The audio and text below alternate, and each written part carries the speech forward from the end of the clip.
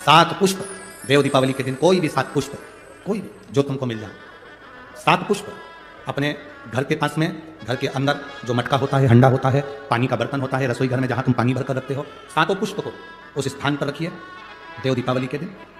और देव दीपावली के दिन सुबह के समय पर अपने उस परिंदे की जगह पर, मटके वाली जगह पर, हंडे वाली जगह पर रखकर 7 घी के दीप रसोई घर के अंदर प्रज्वलित करें। 7 दीप की पूजन करिए और पूजन कर वो 7 पुष्प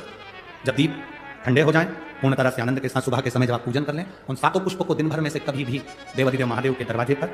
शिव के दरवाजे से मतलब है शंकर के ऊपर, अगर शिव के मंदिर नहीं जा सकते तो बेलपत्री के नीचे, बेलपत्री के नीचे भी नहीं जा सकते तो पवित्र नदी के तट पर, या पीपल के वृक्ष के नीचे, या आंवले के वृक्ष के नीचे, वो 7 पुष्प को अपनी कामना कर लक्ष्मी प्राप्ति के लिए कुछ देर रख दें। रखने के बाद एक पुष्प उसमें से वापिस बाबा से कुबेर भंडारी का भंडार भरने के लिए लेकर आए, उसको अपने पास में रख कर देखना, अगले साल जब देव दीपावली आएगी तब तुम्हें याद आएगी कि बाबा ने भंडार भरा।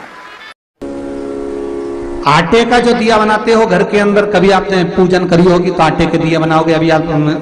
वैकुंठ अपने कार्तिक पूर्णिमा के दिन विसर्जन करने जाओगे, घाट पर लगाने जाओगे आटे का दिया, तो आटे का जो दिया लगाते हैं, इसकी बाती हमेशा याद रखो कि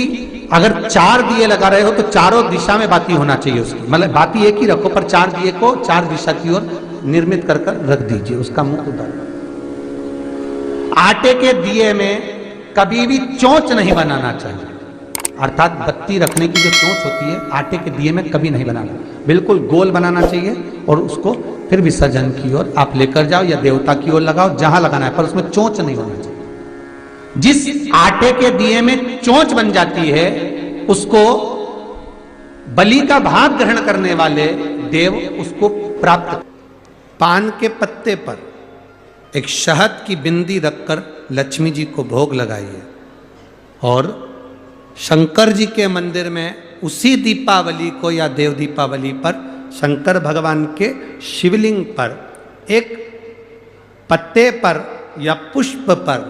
1 बूंद शहद लगाकर शिव जी को समर्पित कर कर देखिए। अगला वर्ष तक इंतजार करना, बाबा आपकी जिंदगी में 4 चांद ना लगा दे उस मधु के बल पर। हिंदू धर्म में 3 दिन ऐसे हैं जिसके दीपदान का फल मनुष्य को नहीं मिलता। पहले नंबर पर धनतेरस, दूसरे नंबर पर रूप चौदस और तीसरे नंबर पर दीपावली। तो राजा बलि ने वामन भगवान से कहा था, प्रभु आपने 3 पग में मेरी पृथ्वी को नाप लिया, पर आपसे मांगना चाहता हूं तो केवल इतना दे दो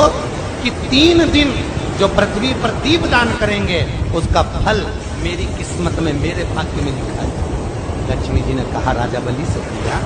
और लोग तो धनतेरस के दिन दिया लगाते हैं, रूप चौदस के दिन लगाते हैं, दीपावली के दिन लगाते हैं, और सारा पुण्य तेरे खाते में लिखा जाएगा, तो उनके खाते में क्या होगा।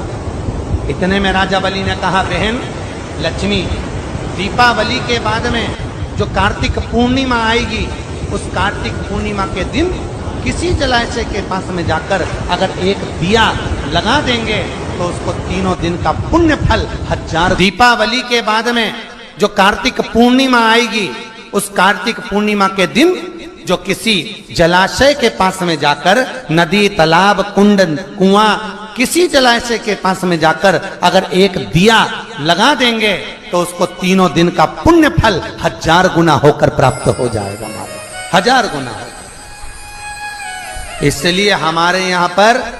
दीपावली को तो केवल दीपावली कहते हैं, पर कार्तिक की पूर्णिमा को देव दीपावली कहते हैं। कौन सी दिवाली है? जम के बोलो जरा, देव दीपावली।